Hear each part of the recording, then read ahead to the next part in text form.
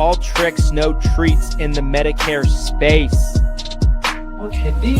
What can it be? Oh, hi there. It's my birthday. I'm Christian Brindle.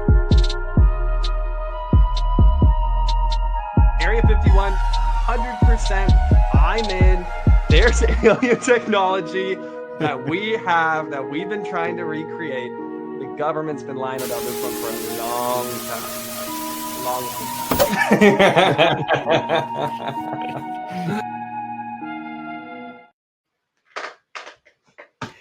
And we are back.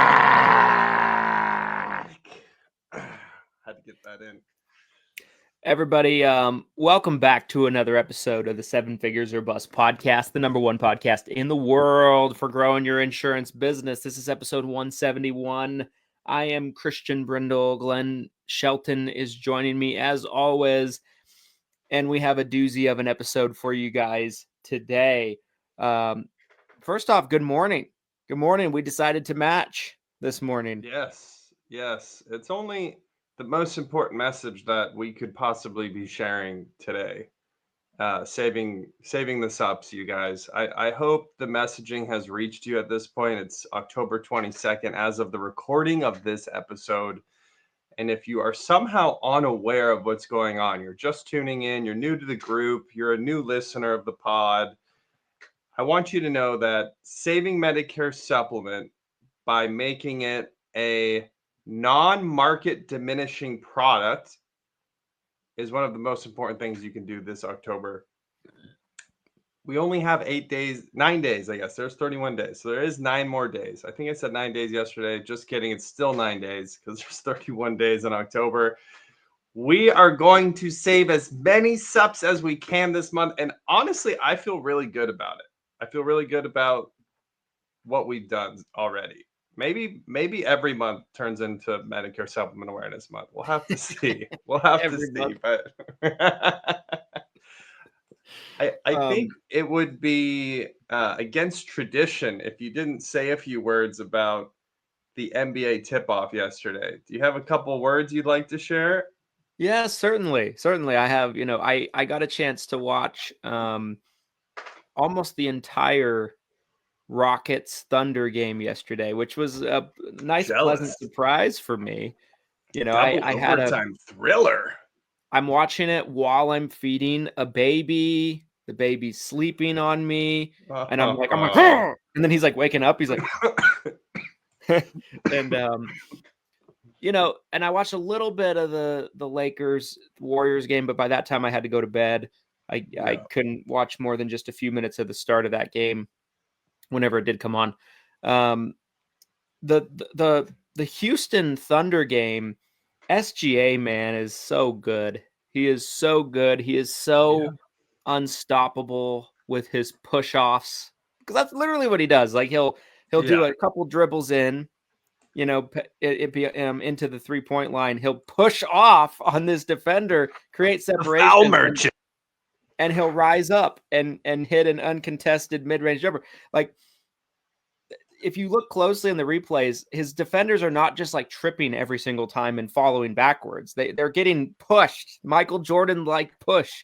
But he is a gamer. He was fantastic. That Thunder team, their defense is so tenacious. Those guard defenders in particular, like Caruso, Wallace.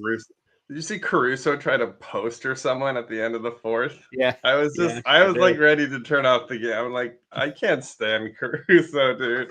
Caruso's a key member of that team. Like, he's very important. God, stop the madness right now. I can't stand Caruso. Caruso's an all defensive team winner. Multiple times, I believe. I told my son, I was like, if I 1v1 Caruso, I would just destroy him, dude. I would destroy Caruso. Bro, Caruso was guarding Şengün and doing a pretty good job on it. Şengün's got like a foot on him. Like, Caruso's a defensive stopper, man. He really is. I'm on kind of the opposite end of I was obsessed with this new Rockets team watching that game. I didn't watch the whole game. I got to catch overtime and I got to catch some of like the first quarter. Then I watched like the last quarter of the Lakers game. But that Rockets team is going to be dangerous, man. They were missing some older players, and I feel like the roster kind of got rebalanced. They had a lot of young talent last year, and I really like what they did. The height is insane. Tallest starting five in the NBA: 6'7", 6'11", 6'11", 6'11", 6'11". Like, I'm just imagining being on the court with those guys. I'm like, they'd all be like a foot taller than me. Like, that's just the craziest thing ever. Here's my thoughts on the Houston team. I like the Houston team. Şengün, Amen Thompson are like young ascending players. I like both of them a lot. I think both of them are going to take a leap this year. They're both going to be better than they were last year. KD is old. He's going to probably play half the season. That's kind of been the trend the last few years. He's not going to be available that much. The problem with Houston is they don't have a point guard. I think they would probably have been a real contender if Van Fleet didn't go down. They really needed Van Fleet. What happened to Van Fleet? I was out of the loop on that when you texted me that yesterday. He tore his Achilles. When? Like a month or two ago. Oh, off season. He tore it in the off season. What is with all these Achilles? Dude, get the conspiracy hats out. These Achilles tears are why this is crazy. There was a record 9 or 11 or something last year, and now Van Fleet tore it in the off season. Oh, so my God. Because of that, yes, they have this super tall starting lineup, but they have Amen Thompson playing point guard, and he is not a point guard. Like, that's not going to be a long-term recipe. I don't feel like he's a wing player. He's like a versatile wing player, slasher type guy. You know, he slashes to the basket. But he's not a point guard. You know, like, so I feel like that's a huge problem for them. And if KD is their best player, I mean, you could probably argue at this point, KD, Şengün's younger, KD's old. But like, if KD is their best player, I think they're kind of in trouble. They're kind of where Phoenix was last year. KD's 37. He's too old to be your best player. I think he's 38, bro. He might be. He's 37, 38, somewhere in there. Ancient. So like, that's a problem. It's an interesting team. I like what they did. I think they're better than they were last year, but they have some issues. But they competed, they competed really well against the defending champions. The Thunder didn't have the Thunder didn't have Jalen Williams, their second best player. He wasn't playing. J-Dub. J-Dub was out. So like, if J-Dub was in, what is that game really? Is it like a 15-point game? Oh my God, dude, you're as bad as my son. My son is obsessed with the Thunder, and I'm just like, I'm over it. It feels like it's a little bit of almost like that super team vibe where like every time they're on the screen, I'm rooting against them. I'm just like, take them down. All right, I want to jump into this story, you guys, that came up yesterday. Little bit jarring. I think some of you might be a little freaked out, and admittedly so. I think it's freak out worthy to a degree. So I'll kind of share my screen here. Let me know when you can see it, good sir. I can see it. Social Security, Medicare are going to be gone. Donald Trump warns. President Donald Trump warned Tuesday that if the Democrats don't approve funding, there are dangers to the future of Social Security and Medicare. The Trump radical left want to get rid of your Social Security, your Medicare. They're dangerous people. He's here. We have. Maybe we should just ask him some questions while we have him here. I'm here. I'm ready to answer the questions. Not like the left. They won't answer questions, but I will. President Donald, I already read that. Trump said at a press conference that when he asked Democrats for feedback on the funding bills, one said, "It means death." There's nothing about death, Trump said, theirs is death, because they're going to lose Medicaid, they're going to lose Social Security, and they're going to lose Medicare. All of those things are going to be gone because the whole country would be bankrupt, and you're not going to have any kind of medical insurance. Why it matters, a point of contention leading governments, blah, blah, blah. So really, this is just escalated conversations surrounding the government shutdown, which we are on day 22 of the government shutdown. And, yesterday you kind of mentioned this, that we are at a point in this government shutdown where we might start to see some escalations, and almost on cue, as if you called it, to be honest. Hats off to you, sir. We're talking about ending Medicare 24 hours later. So it's a little scary, but maybe this is a good sign. If you want to flip the script here, maybe this type of escalated conversation by the president means that we'll actually start to see some progress on it, because we haven't really seen any progress. They haven't even met, I think, in the last 2 weeks, is what I read yesterday. Thoughts on this?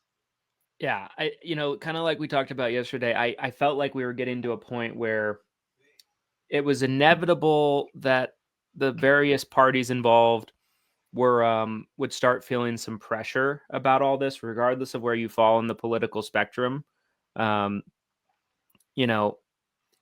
Government shutdowns happen because there's a disagreement going on between the two sides, and they're not seeing eye to eye on something. And it's almost like a chess move that's used in the greater scheme of things as like a bargaining chip. We'll shut the government down unless you cave to our kind of, ideas and what we want to do with this budget or whatever it is that might be going on.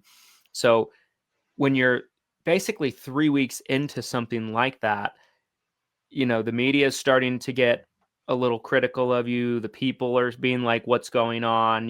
So the politicians involved, they might be able to just chill and vacation for the first 2 or 3 weeks. And there's no pressure really. But after about 3 weeks, there's got to be some pressure that's felt. And so when there's pressure, they feel the pressure to essentially get some type of agreement done, to, I guess, cease the pressure. And so that it's kind of right on cue there.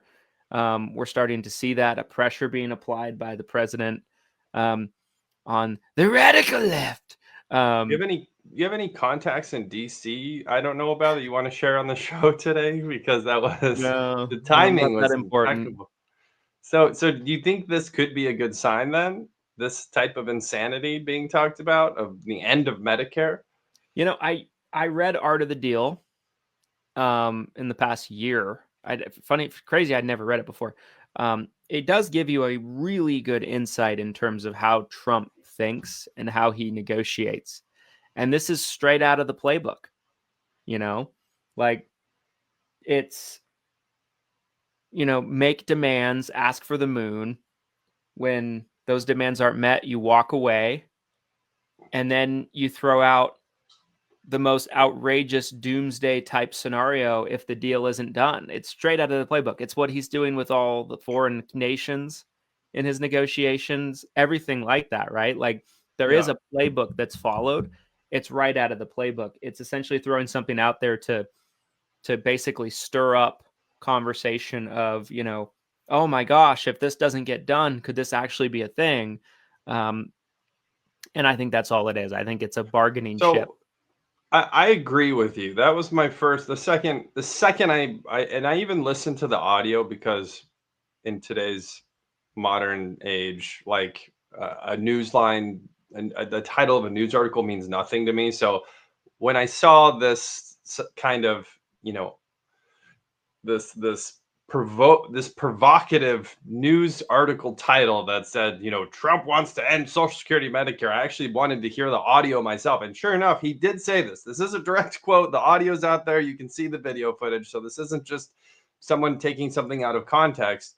But my original thought immediately was exactly what Christian just said there, is that this was really purely a negotiating tactic, right? There hasn't been any conversations around it. We're 22 days into the government shutdown. You're trying to get to the other side of the table So you try to demonize them, right? You're going to try to make them look bad. Here's I want to go to the other end of this though really fast. I know we have a lot of great stuff to talk about, so I don't want to take too much more time on this, but this is something I'm curious about is hypothetically, if we were to remain in a government shutdown for 3 months, let's say we got to end of December. Let's say we were 90 days. What do you think that means? Like, imagine this apocalyptic landscape. We're 90 days, just again, imagining 90 days into a government shutdown, imagining 6 months into a government shutdown. Does Medicare run out of cash? What happens? I mean, Medicare operates in the red when the government's functioning, right? So that's important to kind of notate, right? Medicare is not somebody paying those bills though. Even right. when they're in the red, there's still cash being spent, right? Yes. My understanding is like the money doesn't stop flowing for programs like that when the government shut down. I think there's still things working, and it's almost like non-essential things are being shut down, I guess, if that makes sense. Like national parks, who cares, right? Ouch. Things like that. But, before I give my thoughts on like, what if, okay, hypothetically look into a crystal ball, what would we be looking at if we had a 3-month, 6-month situation with a government shutdown? Yes. I'll give a disclaimer to my thoughts by saying, do I think that's even remotely possible? I don't. The longest government shutdown was 2019, 35 days, which is crazy in and of itself. But I don't see it happening. It could end any day. It could end tomorrow. It could be like, we got a deal. The radical left caved. I don't like, that could be like the post on Twitter or whatever, I can see it now. I can see it now. So I want to preface my comments by saying I don't think that's in the realm of possibility, but yeah. If it was,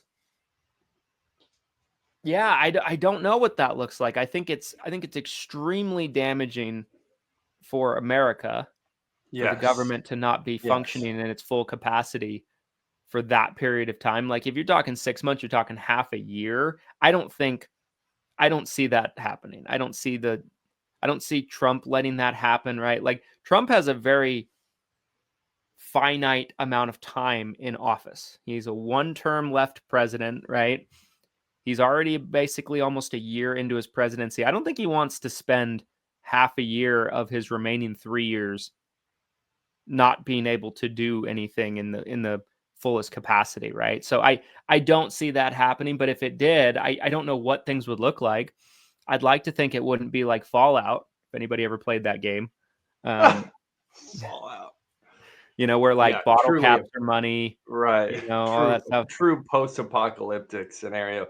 I'm under the impression, similar to what you said at the start of this, I'm under the impression that certain government programs operate as if almost nothing changes during a shutdown, such as the military, right?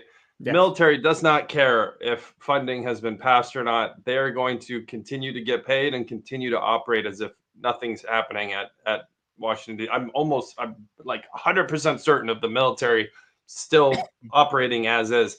And I think there's other critical programs. The thing is, I just don't know where the line gets drawn on a lot of this. I'm assuming Medicare is on that, this is a critical program that needs to continue to get funded and continue to operate regardless of the shutdown. I know national parks is the one that always gets thrown out there for whatever reason, where everyone knows that's the one that gets shut down. Like if there's a shutdown coming tomorrow, they shut down like a day early. They're like, we're just going to go ahead and shut down.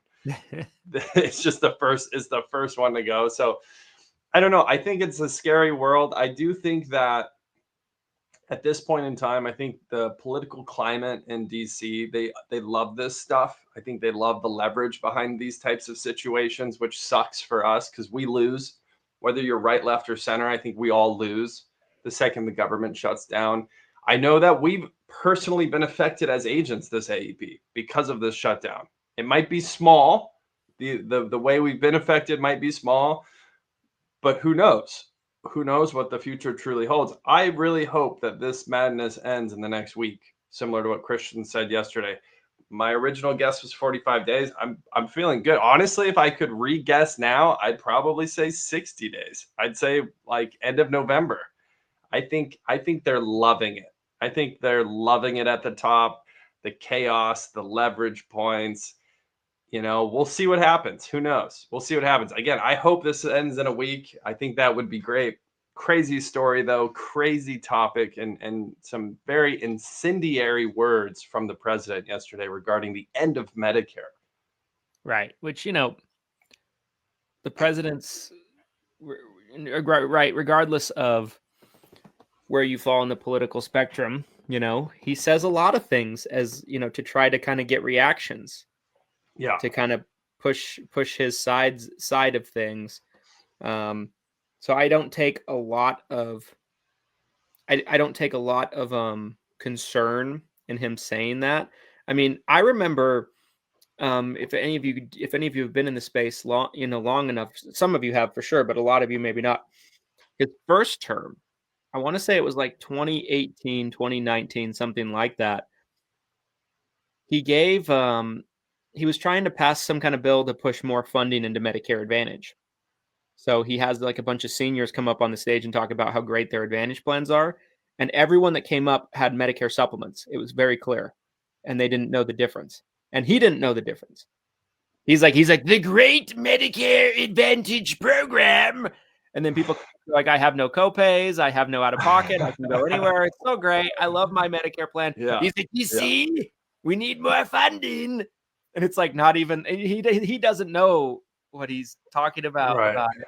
Neither do the seniors. So like, I don't think I think again it's just a bargaining chip. I don't think he has a great deal of understanding about Medicare. He's probably on Medicare, but he probably couldn't tell you what he has or why he has it or anything like that. Maybe he has a group plan from the government. I don't know. I don't know how that works for the president. Yeah, I don't know either. I would have assumed he's on Medicare. Let's transition here, you guys. I want to save some time for the main topic today, which is objections from Medicare prospects. So whether it's, an existing client, a lead you're calling, it could be a referral. Chances of you getting at least one objection from someone is pretty high. Sometimes you're going to get 2, 3, 4, 5 objections from one person. And we had some Lead Heroes clients we were talking to recently about objections. It came up in the Facebook group recently, Seven Figure Medicare Agent Facebook group. There was some talk about objections and what to say, how to overcome them. And we want to spend some time talking to you guys today about how to overcome these objections. And sometimes to get the sale done, it's as simple as overcoming that one objection. You get over that one objection and now you've got the sale, you got the application, you got a client for life. So hopefully a lot of value coming your way. But before we get there, I want to talk about today's sponsor of episode 171. It is none other than Lead Heroes, the #1 senior insurance lead provider. At Lead Heroes, we provide exclusive call verified Medicare supplement, as well as turning 65 final expense and dental vision hearing. We also have preset appointments for you guys that are cranking out right now at an extremely high level for AEP. So those are still available if you're looking for preset appointments. But today specifically, I wanted to talk about saving the SUPs. As you can see on my hat here, it is Medicare Supplement Awareness Month. So from October 1st to October 31st, we are trying to save as many Medicare supplements as possible. We talked about the slow death earlier this year that Medicare supplements is going through, and we finally decided we had enough and we wanted to take a stand and contribute to saving the SUPs. We're trying to bring them back from the dead. As you've seen in our recent zombie video, if you haven't, it's a wonderful video. Search for it in the group. But we are providing $19 exclusive call verified Medicare supplement leads from Lead Heroes. Do not wait. Head over to leadheroes.com, LEADHEROES, leadheroes.com. Grab your exclusive call verified Medicare supplement leads today while they're still over 50% off. It's a massive savings. And save the SUPs. Save your bank account from from going to zero as well. So you can help save Medicare supplement, help more seniors get on some of the best coverage they can possibly get, and also earn a ton of money doing it. It's a win-win-win if I've ever heard of one, and we're trying to help you guys get to that win-win-win. So again, $19 exclusive call verified leads from Lead Heroes. Head over to leadheroes.com. Make sure the link is below in the comments on this video. That is today's sponsor. Christian, where do you want to start with this objections? I was kind of thinking maybe we do a quick list of common objections we hear, and then maybe we go through it and kind of nail them out one by one. So what's one of the most common objections you feel like you hear? Yeah, I think the granddaddy, of objections that you'll hear from Medicare beneficiaries or clients are, I need to think about it. Actually, somebody just posted about this in the Facebook group yesterday. And it was kind of a nice little topic of conversation and chatter, some interesting responses there. Okay. So that's definitely one, right? I need to think about it. You also have, an OG in and of itself of, I need to talk to my spouse. I need to talk to someone. Yeah, I need to talk to someone. I need to talk to my son. I need to talk to my daughter. I need to talk to my spouse. Yeah, that was going to be mine.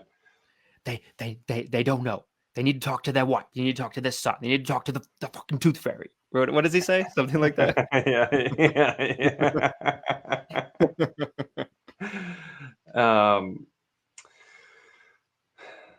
What's another great one? I mean, obviously, if we're talking about Medicare supplement, budget could be part of it, right? So premium. Obviously, coming from the life side, the final expense side, that was a very common objection is budget. So I'll just say I can't afford it. Yeah. Could be, I just want to keep what I have. I don't want to change anything.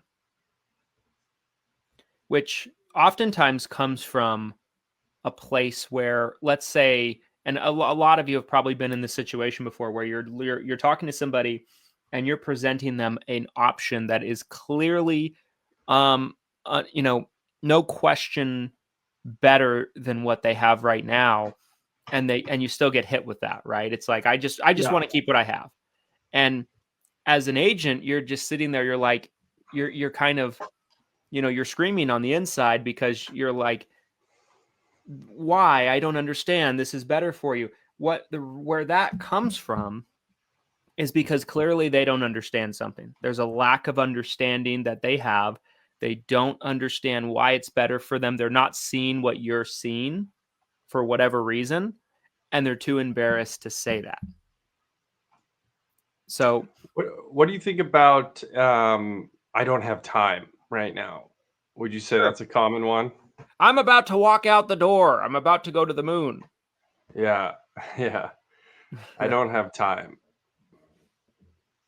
Yeah, I'm walking out the door right now. I have to go do this. I have to go do that. Yeah. We have an agent. That's a great one. I'm looking at a list on the Lead Heroes website right now. I want to make sure I don't miss any good ones. We have an agent.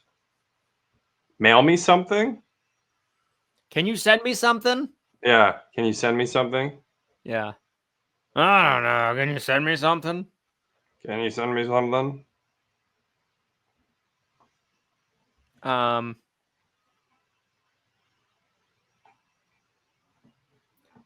There's certainly others, but like I would say that group of them right there will make up probably 80% of all the objections you're going to get hit with when you're calling leads.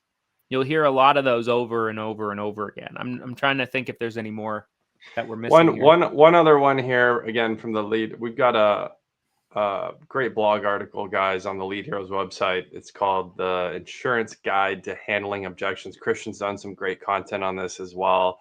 But the only other one that I'm really seeing that I don't feel like we've already included is I want to work with a local agent. Again, if you're selling over the phone, I think that's a really common one. Yeah. And then maybe I don't remember the lead. I don't remember filling this out. I don't remember getting a phone call. That's a great one. Yeah. You filled out something. You filled out a Facebook form. I don't remember doing Yeah. that. You filled out a Yeah. postcard. I don't remember doing that. You spoke with one of my associates. Yeah. The Lead Heroes lead. No, I didn't. Yeah. That's a Super great common. one. Super common. Now we're dealing with seniors. That one comes up all the time. So we've got 1, 2, 3, 4, 5, 6, 7, 8, 9. We've got 9. I'm going to throw this other one in here just so we get to 10. I've never heard of your company. I've never heard of you or your company. Kind of a random one, but now we're at a full 10. I feel like, for me anyway, I feel like we hear more. It's not so much an objection, but like, I don't know if I've ever had anybody say, I've never heard of your company, but I have heard people say, be like, who are you with? Yeah, who are you with? That's a good one. Yeah. I Yeah, like not that. so much that that's an objection, but it's almost like it's a little bit who of a are you? pushback. Who are you? Who are you with? Who are you with? That's every time. Who are you with? Who are you? That's like a big, like, you just got to build your own credibility. Okay, so now we have 10. We have 10 objections. Maybe we can spend about a minute or two on each one and kind of each give our analysis on how to get around it, how to get over it, how to get under it. Because again, like I said at the start of this segment here, you guys, sometimes it's as simple as that one objection overcoming. I'll never forget when I was a door-to-door salesperson. There's this big lady that came out the front door, and she was just telling really strong no's. And I remember thinking, I'm like, there's no way I'm gonna sell her. I'm like, there's just no way. She was like, no. And I just kind of hung around and kept going. And then sure enough, I sold her. And I'll never forget that transaction, because sometimes it might seem like such a strong objection, right? It might seem like there's no way, but you'd be surprised. Christian loves to say the term, he's looking for a chink in the armor. And I think that's a really good way of phrasing it, because sometimes they literally have a full suit of armor on, and you're looking for that Achilles hit, that you just need that little, just trying to get in the door. So let's start with this first one. I need to think about it. One of the granddaddies. Yeah, I need to think about it. And there was that post that was made yesterday in the group was like, exactly that question. What do you say when they say, I need to think about it? I posted a comment trying to be funny. I was trying to be a little cute. I think about it. And I said, I'm like, don't worry. I've done enough thinking for both of us. I wouldn't say that. That's not going to work. I saw that. But, again, sometimes I want to be a little cute for you guys. I think I have that right. There were some hilarious comments on that post, by the way, like just real bangers, like ones that I was just like, holy shit, I'd love to try that on a real life situation and see. No, I think for me, like my most natural objection to that would be, and I've used this before, like, and this is more of an aggressive approach to take. So some of you might feel a little uncomfortable trying to do this, but it's worked for me in the past. Someone says, I need to think about it. My response would be, you know what, John? I completely understand. And no matter what they say, they could be like, I think you're an asshole. I'd be like, you know what, John? I get it. I totally understand. You're not the first one to actually make that mistake in the assumption of me. Like I'm going to agree with anything they say. It doesn't matter what they say. They'd be like, I think your house should burn down. You know what, John? I've been telling my wife lately we need a new house. I understand. So I'm starting there. I might burn it down today, John. I appreciate the feedback. That's great. I've been on the same page with you there, John. Yeah. Is it all right, John, if I get my wife and kids out? No? Okay. All right. I'm with you. So, I'm going to start there. I'm going to be like, you know what, John, I totally understand. And that's a totally reasonable kind of, place to kind of step back and take a look at kind of your options. But one thing I've noticed over the years is typically when people do want to think about it, especially when it's such a surefire good situation for you compared to what you have right now, usually it's because either there's something that, you know, they don't feel like they can trust me or my services, or they don't feel like they understand well enough what they're agreeing to. Which one do you think you would be? And Kind of I've forcing them to into a box, like pick a category here. We're not just going to leave this vague objection. Now that's incredibly assertive, but that, you know, I do feel like the best thing you can do when it comes to overcoming objections is by being relatively honest. And the honest truth is, when somebody doesn't want to make a commitment, it is almost always because of one of those two things right there. Number one, they don't trust you. There's something about you. There's something you said. There's something you phrased. There's a way that you went about saying something that just does not build trust in them. Or they don't understand. They don't quite grasp how the plan you're presenting is better for them opposed to what they have right now. Right. Assuming that it is better, right? Some agents will just try to sell a plan to flip a plan, right? And the client can see that. That's a totally different story. But let's just pretend you have presented a better solution and it's clear as day. That's always one of those two. So for me, I've taken that approach many times in my career where I'm going to just kind of put it out there and, you know, lay my cards on the table and kind of see what their response is going to be. And most of the time they're not going to say that they don't trust me, because that's a very uncomfortable conversation to have. Usually they'll follow that up. They'll be like, well, what I don't understand is this. And then they'll tell you maybe more questions that they have, which can lead to a potential commitment. I really like that. I think I need to think about it. A lot of times it's just like this low-hanging fruit that the prospect's reaching for to try to push you away. It's not a real explanation. So I like the idea of like forcing them to recategorize like what your actual objection is.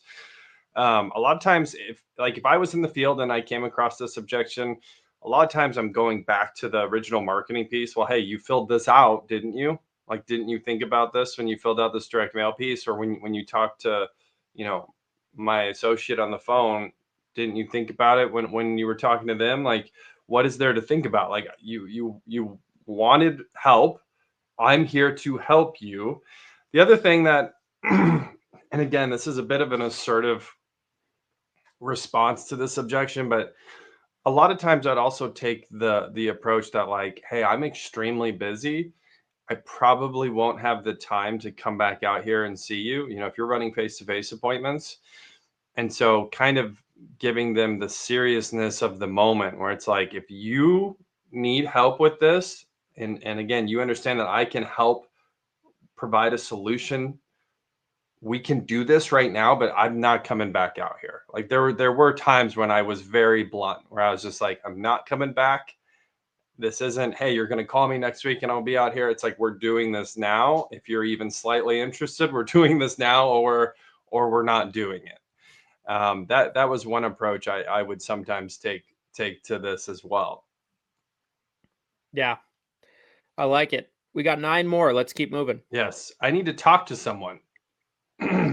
Yes, I need to talk to someone. So for me, on this one, what I found the most success with over the years, honestly, and it might sound a little bit of a cop-out, but is asking when that person's going to be around. You know, oh, I need to talk to my wife. Well, perfect. When is there a time that we can follow back up and talk to her Reset together? the appointment. Yeah. Instead of follow-up appointment. Because I have found that for me personally, when I have tried to get them to make a commitment without their spouse, sometimes it gets a little ugly, right? Like, yeah. It also makes it seem like you are trying to hide something from their spouse. It certainly comes across that way to them, you know, to the spouse themselves. They're like, he didn't want you to talk to me? Why? What? You know, like, so especially with Medicare, right? Medicare is a long-term retention game. It's not just a one sale situation. Right. So if there is a spouse that's heavily involved in the decision-making, you probably want to win them over just as much as you want to win the prospect over. And so that's usually been my approach that I found the most helpful. I agree. Anytime I've ever tried to get around that, it's kind of blown up in my face. And so that's kind of been my experience, especially at least for Medicare sales. The term that, I quote unquote grew up with is the one-legged appointment. You get there and only one of the spouses is there. It's really, really tough. Really, really tough. Unless you know for a fact you're working with the decision maker, then it's possible that you can move forward in those situations. But one that came up a lot was, hey, I need to talk to my son or daughter. If it was like a single person, an elderly person who doesn't have anyone else, and if that person wasn't local, sometimes I would say, let's get them on the phone right now. Let's get them on because again, my mindset is that my time's valuable. I'm not coming back out here. I'm not running this appointment again. I'm already here. Not that worked a lot, admittedly. You call the son or daughter up, you're on speakerphone, you're like, I'm in the house right now with your mom or dad. It's like, it's literally like, it's like the most hostile. They literally think like you're taking their parent hostage or something. And I'm just like, they responded to marketing and they need help with an insurance product. I'm a licensed. You're tying them up. They agreed to this. I have the card right here, the fine print. They agreed to this. I maybe got that one time. There was maybe one appointment where like I got the son or daughter on the phone and they were like, oh yeah, they need this. Thank you. Like that, I maybe got through that angle one time. But other than that, I think resetting the appointment and waiting for the other person, I think is a good one. I can't afford it. So again, if we're talking about final expense or if we're talking about Medicare supplement, and maybe this is their only option, right? I can't afford it, but what would be your response to that? Yeah, I mean, if it's a situation that it's their only option, right? If they have other options on the Medicare side, and they have a $0 premium Medicare Advantage plan as an option, I'm not going to fight. I'm going to be like, well, I understand. Right. John, I understand. Want to burn my house down? I understand. No matter what that comes out of their mouth, I understand is what's going to come out of mine to start the next sentence. And then I'm going to proceed to not understand. I'm just kidding. No, but I understand. I totally get it. I totally understand. If they have a $0 premium Medicare Advantage plan in the area, I'm going to be like, if that's the case, we probably want to look at a Medicare Advantage plan because you're not going to have those high premiums. Your coverage isn't going to be the same. It's not going to be quite as strong. So you need to be aware of that. But, if you can't afford the premium, that's where we need to go. Now, let's say this is the only option. Let's say we're in a county where there's no MA plans, or there's, no $0 MA plans or anything like that. I'm going to be like, well, I totally, you know what, John, I get it. I totally understand. My biggest concern, though, on leaving you in the situation that you're in is thinking about the scenario where you have an unexpected medical bill come up and you're dealing with an unlimited 20% out of pocket that doesn't ever stop. And if you're having trouble affording the premium now, you're really going to have trouble affording that medical bill. So I think it's better for us to, kind of go through that little bit of discomfort to make sure that we have something in place to protect you, because I think the alternative could be much uglier, right? I've used that one before. That's a really good one. What do you think about pivoting into a high deductible plan on the med sub side? Sure. I don't really like high deductible plans, but sure. Like you could do that too. If it was a case where they were really adamant they needed the premium down, right? Yeah. That's potentially an option. On the final expense side, one thing that when this would come up, and this comes up all the time, talking about the importance of it and seeing again, because you never know. Sometimes they genuinely can't afford it. Sometimes this is one of those smokescreen objections. So kind of circling back around on the importance of it and being like, well, Mrs. Jones, I've had a client cancel their cable bill because they understood how important this life insurance policy was to their family. So if this is truly something you can't afford, maybe it's time to look at where we can squeeze the budget to make sure this premium gets paid. Pivoting the other direction, if it is truly something they can't afford, is, how can we reduce the cost, right? Let's get you into a smaller plan today, so that way at least you have something. So I think there's a couple different ways. I like what you said, though. I think, basically it's like you either own, one of my favorite sayings of all time, and this is like for all insurance everywhere. It's like you either own the premium, so you either pay that premium, or you own the loss, right? Yeah. That's your two options in this world that we live in. You either pay the insurance premium and you get the coverage, or you prepare to pay for that loss when it happens. So I love what you said there. I also think, what you said is very valid as well, because if they literally can't afford it and you get a policy issued that's just going to bounce, that doesn't do anybody any good anyway. So yes, I think trying to find a lower cost option, but let's just say like you're already at the lowest cost option and you're still getting that, that's probably where getting them to understand the risks is probably the next and final rebuttal. I just want to keep what I have. This one, I feel like on the med sup side, especially, super, super common objection. When you're trying to explain to someone, you're like, this plan G is the same as this plan G, but you can save $400 a year. And you just feel like it's a slam dunk, but that's what Mrs. Jones is saying. Christian, I just want to keep what I have. I don't want to switch. What are you saying to Mrs. Jones? You know what, Mrs. Jones? I totally understand. I get what you're saying. I'm with you. That being said, I just want to make sure that you understand everything that we're talking about here. It sounds like you're not quite following me here when I say that this plan that I'm presenting you is quite literally, word for word, the exact same plan as the plan that you have currently, but it saves you an average of about $35 a month. So, there really is no downside for you seeing if we can go forward and try to apply for it. You don't lose anything. You have the exact same coverage you have right now. Remember, these plans are standardized by Medicare, meaning by law, they all have to be exactly the same, but the prices differ. In a world today where everything is getting more expensive, everything costs more, I think it's almost like a duty of mine to make sure that you understand that you could have the same coverage you have right now, but at a reduced cost. And when you look at it over the course of the year, you're putting $400 to $500 a year back in your pocket and losing nothing on the coverage side. Doesn't that sound like a great option for you? I'm sold. You got me. The only thing I would add to that is trying to make it seem as painless as possible. Yes. The actual transition. So like what Christian just shared right there, I think is a really strong, this is a no-brainer. You got to do it, right?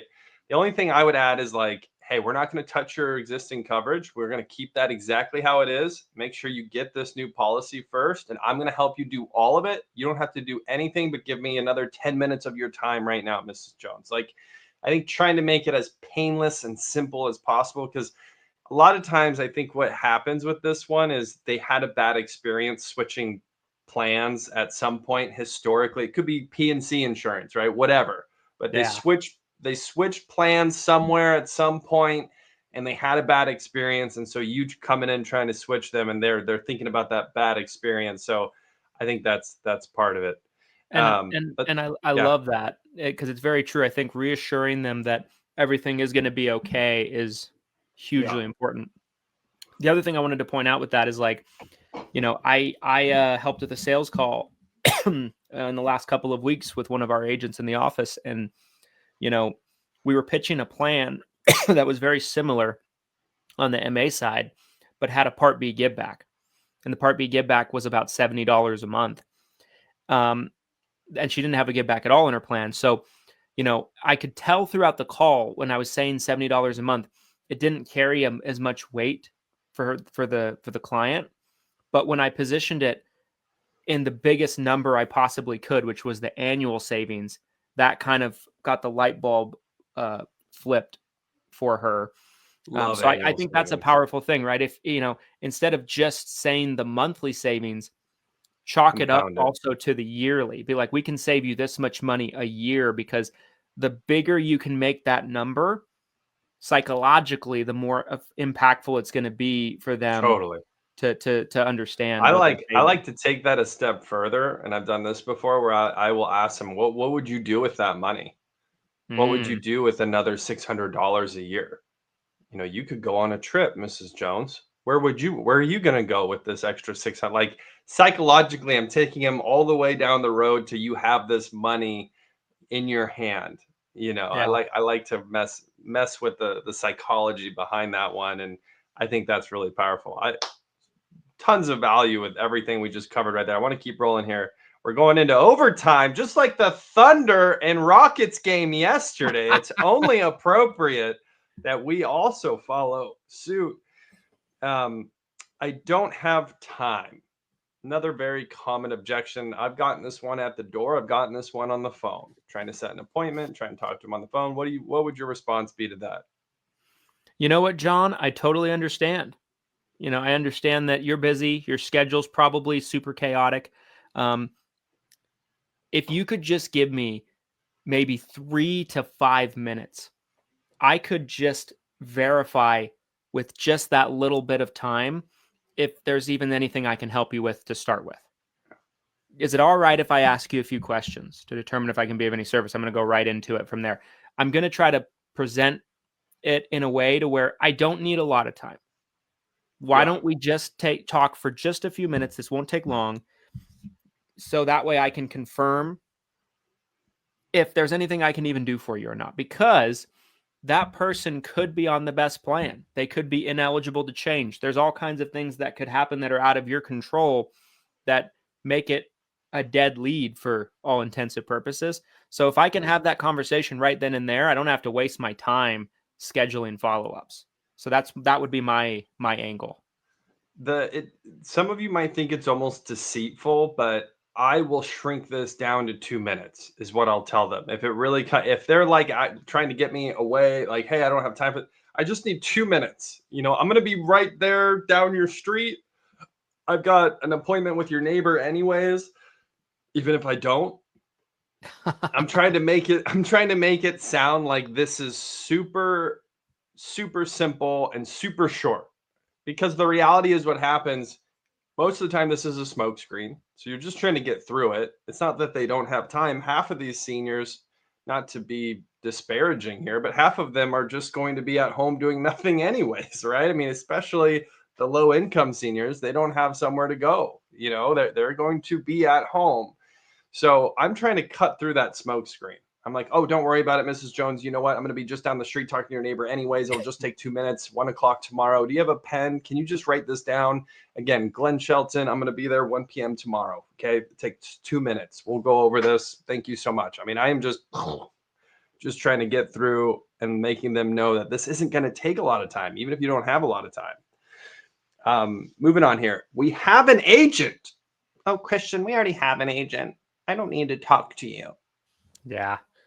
This one is probably the hardest one to overcome, admittedly. Yeah, this is very hard for at sure. least for me. I don't know about any of you guys, but this is probably the most difficult one to overcome. And sometimes you can't overcome it, but doesn't mean you don't try. And this is my rebuttal for that. Because just because they say they have an agent, sometimes, like Glenn's saying, that is a smokescreen too. It might be true. Yes.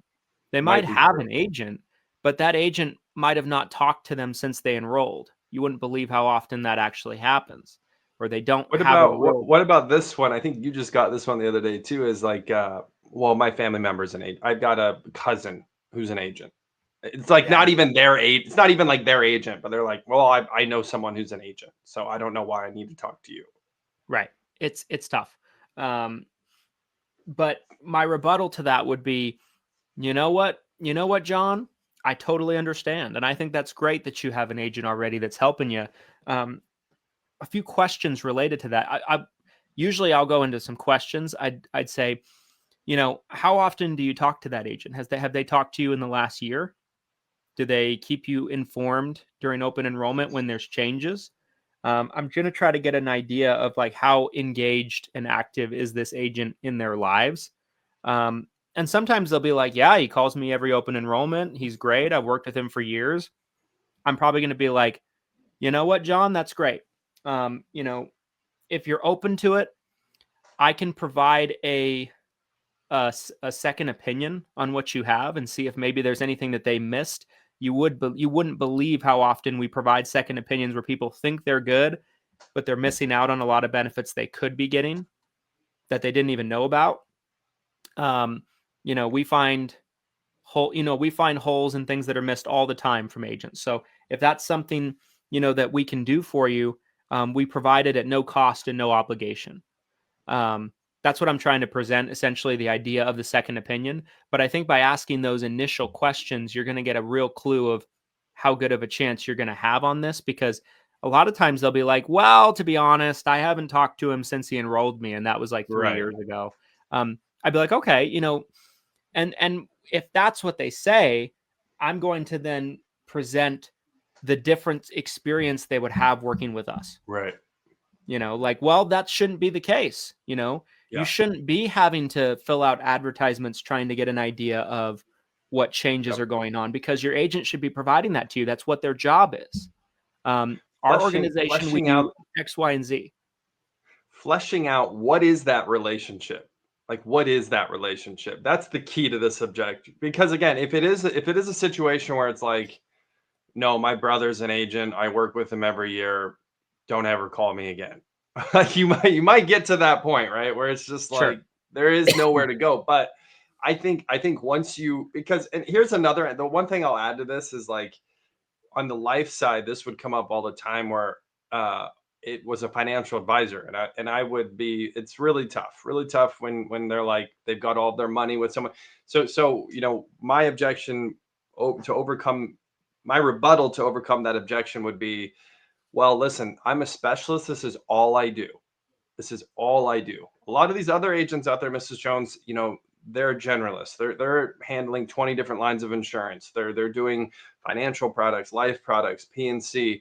This is literally all I do all day, every day. So I think it would be really smart for you to work with someone like me who is a specialist in this category. And I can come out tomorrow and get you a quote and we can get into the specifics on this. So sometimes I'd have a little bit of success with that one, but I kind of circle back with what you said. It is tough. I really like what you said at the end there too about selling them on the experience. Lifetime, Christian was just on the news because he's just a superstar. Hollywood's calling him, I'm sure, any day now. But one thing that came up when he was on Fox in this interview was lifetime, and we stress at ESI with our clients is lifetime customer service. Yeah. We will always service your policy as long as you're our client. We will handle. You don't have to stress about what's going on with the carrier or what's going on with Medicare. Like, we will always be there to service your policy. That is something we provide. So I love that. Continuing on here, can you send me something? Yeah. My favorite rebuttal to that one is this. So can you send me something? I'd be like, you know what, John, I totally understand. Like I said, it doesn't matter what they say. I'm starting it with that. If I say that, rebuttal's following. I'm not saying anything else. I'm not saying it for any other reason. Agree. So remain in agreement. You know what, John, I totally understand. The biggest challenge with that. So again, words are valuable. In terms of what you choose. Like, I like the word challenge over the word problem. Someone might be like, well, the problem with that is I like to say the challenge instead of saying, I like we it. can sell this. I can say we can offer this. Choose your words carefully. But, I'd say, the biggest challenge with that, John, is since we know practically nothing about your situation, there's a lot of information pertaining to Medicare, and we wouldn't quite know what to send you. But if I can spend a few minutes talking to you on the phone, I can get a little bit more information about your situation. And then if you still wanted me to send you something, it would make it a lot simpler for me to send you stuff that's relevant to your situation. Yeah, I think that's a really good approach. A lot of times the smoke screen is, I'm not interested, just send me something.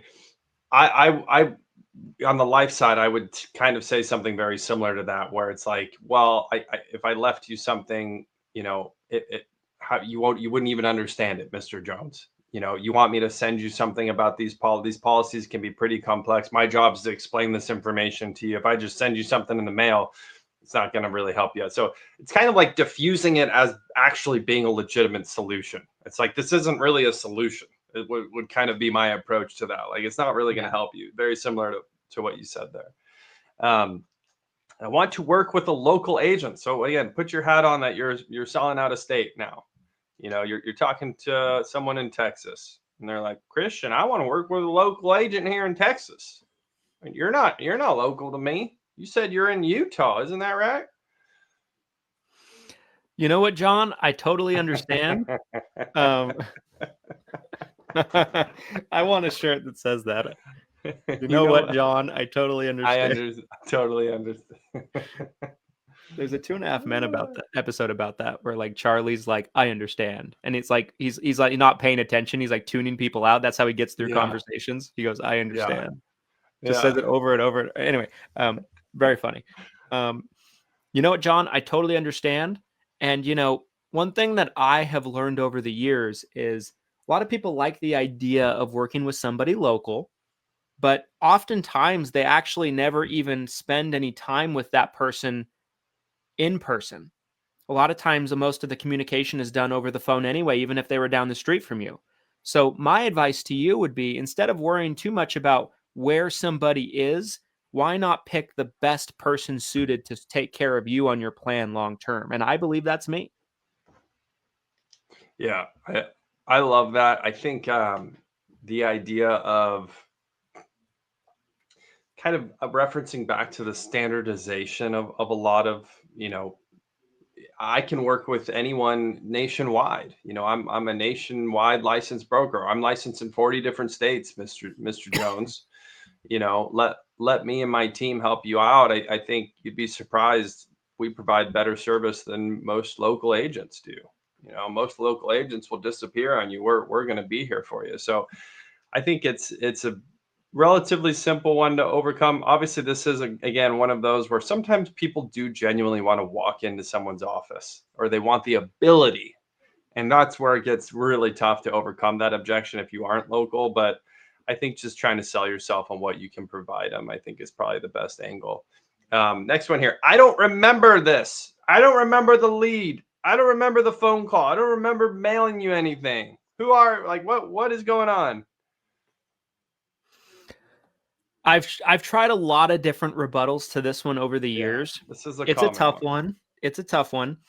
When I was working direct mail leads back in the day, I tried a few times texting a picture of it to the client, and it'd be like, and this really only works with direct mail, like it doesn't work as well with another type of lead, but that works relatively well. It did anyway for me.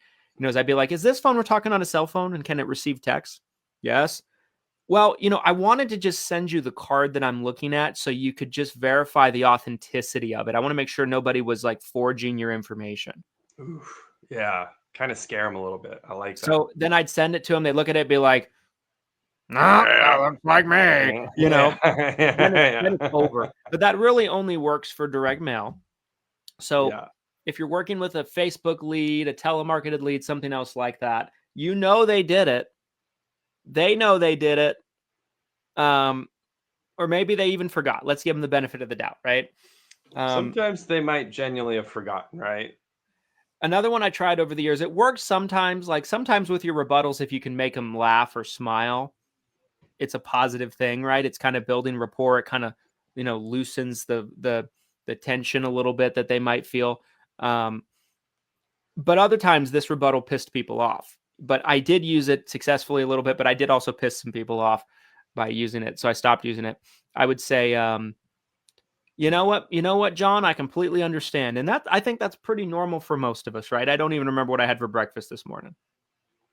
Now, can I ask you a couple questions to determine if I can be of any service? Just redirect, right? Because the thing is, if they genuinely forgotten, right, which some of these seniors will fall into this category for sure, where it doesn't matter if they just mailed something back to you a week and a half ago, doesn't matter if they got the phone call yesterday, doesn't matter if they filled out the Facebook lead this morning. Like some of them may have genuinely forgot. So I honestly think just redirecting and moving forward is sometimes the best approach, to be honest. Like getting combative, and again, I'm similar to Christians. Like I've taken every approach you can imagine with this one. Like I've taken the angle where you get combative, and you're like, oh yeah, let's do this phone call. Is this you? Is this you? Or jamming the direct mail lead in their face. Is that your signature? Did you sign this? It's like. You're kind of starting off on the wrong foot. So ultimately I feel like that I ended up shifting away from like it's good. I'm always referencing it for sure. Oh yeah, no, yeah, it looks like you did mail something back about a week or two. Anyways, though, like let's move forward. Yeah. Like I'll reference it, but most of the time I'm gonna redirect. I'm like, yeah, well, again, this is about that information. You have a few minutes. Let's talk about this. Like I think getting combative with someone, you're just starting off on the wrong foot, So, all right, we're at number 10 here now. So, who are you with? This is our 10th objection of the episode. What would be your rebuttal, your response to this one? Yeah, John. I'm actually with a company called Everything Senior Insurance. We are, and let's just assume I'm talking to somebody local, right? We are a local organization. We're an agency that works with Medicare beneficiaries just like you in multiple different situations. And we provide a free, no obligation service where we shop your options for you, compare what you have against what's out there, and make sure that what you have is the best thing for you based on your needs and preferences. We also provide year-round, lifetime customer service where we'll help with even claim issues if you have bills that you're not supposed to be getting. Like we do things that most organizations won't do. And, we work with a myriad of different insurance companies. I like to tell our clients, John, that I eat, sleep, and breathe Medicare. I don't know much about many things, John, but I can tell you anything about Medicare. So that's been like basically my talking points on those types of questions. I'm literally just trying to go into making them a believer in ESI and what we do. And, I think if you're a good salesperson and you talk well about it and you articulate it in a proper way, they're going to feel that confidence that you portray. And they're going to be like, wow, it's infectious, that sounds pretty good. So that's usually what I'm trying to do there. That one's not as much of a rebuttal. It's more of like a kind of, it's more of just like, how do you handle that question? Because sometimes it can catch people off guard. Yeah. I mean, I think on an inexperienced agent, it could lead to them getting hung up on or getting the door shut, right? This is more of like a clarifying question than like a true objection. I ultimately would take a very similar approach to Christian. I would always have my license with me, whether it was like a laminated copy or I used to have a shrunk down one I'd wear as like a badge. And I would always love to show them my license. And I'd be like, if you want, like if they were genuinely uneasy, some people, especially in today's modern age, some people are very skeptical, unfortunately. So I would even lean in and I'd say, if you're concerned, we can call, we can go to the website. I can pull up the website and we can search my name and information and you can see that this is a real valid license, or we can even call the state DOI right now together and they can tell you I'm a licensed agent on the phone. And I only maybe did it once. It's probably only, I would reference it all the time because again, I'm coming at it from I want the confidence, right? Like I'm putting it on the table where I'm like, listen, if you have any skepticism about who I am and what I do, let's get the state DOI involved because I'm a legitimate licensed agent and I have no time to talk about, well, who are you? And like, are you even a real person? And I only maybe had to do it once, but I think just bringing that confidence is the important part of this is just, hey, this is who I am. This is what I do. And just, again, kind of cutting through it. So Again, overtime on today's episode of the Seven Yeah. Figures or Bust podcast. Incredible golden value, 10 common objections. I'll share my screen really fast here too, you guys. If you want a little bit more content, of course, the Seven Figure University, Christian has some incredible content in there. If you're not already in there, definitely check it out. I'll also just share my screen here really fast and show you. This is on the Lead Heroes website, Insurance Agent's Guide to Handling Objections. And we have some more content, some direct quotes on what some agents have said and what their rebuttals look like. And kind of categorized some of these into, final expense versus MedSup and what ultimately you should say, or what ultimately would be a good response. So I hope you guys got some value from today's episode. I think ultimately, if you're struggling with objections, it can be as simple as just having a few of these loaded in the chamber. Wouldn't you agree? I would agree. And, you got to be quick on your feet. So like having an idea of what you want to say when somebody throws out one of these common objections is key, right? I think, and some of that comes from experience, but some of it comes from practicing these, role playing with these, and also like trying these out yourself and listening to kind of how we're phrasing things and using them yourself. They'll work. They're effective. They work for us. They work for our agency internally. So, yeah, that brings us to the top of time on today's episode. Yes. Everyone, hope you got great value out of this. Like Glenn said, check out the rebuttals page on the Lead Heroes website. There's a lot of great information there. Make sure to like, comment, subscribe, give us a 5-star review, whatever the platform of your choice that you consume today's episode will allow you to do.